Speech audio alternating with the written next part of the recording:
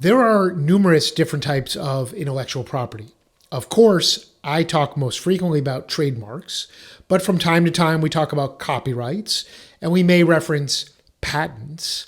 And there's another type of intellectual property that we may never have discussed on previous episodes of Tricks of the Trademark, and that is trade secrets. Trade secrets, some of the most famous ones you may be familiar with are the formula for Coca-Cola or the original recipe for Kentucky Fried Chicken. These are examples of intellectual property that are protected because they have been kept secret.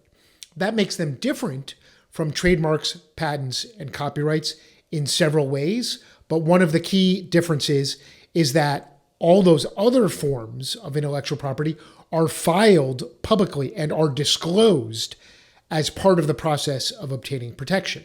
By its very nature, trade secret is, of course, undisclosed.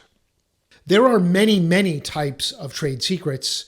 Lots of business processes, business internal workings are kept secret and protected as trade secrets.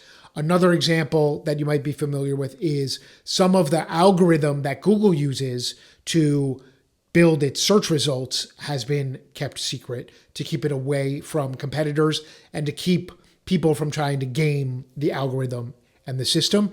And one of my favorite products, WD-40, the recipe, so to speak, for WD-40 has been kept secret for many, many decades.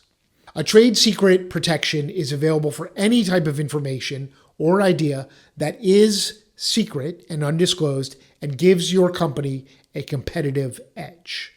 A couple of keys to think about in protecting trade secrets is that you must hold the information tightly closed internally and keep that secret.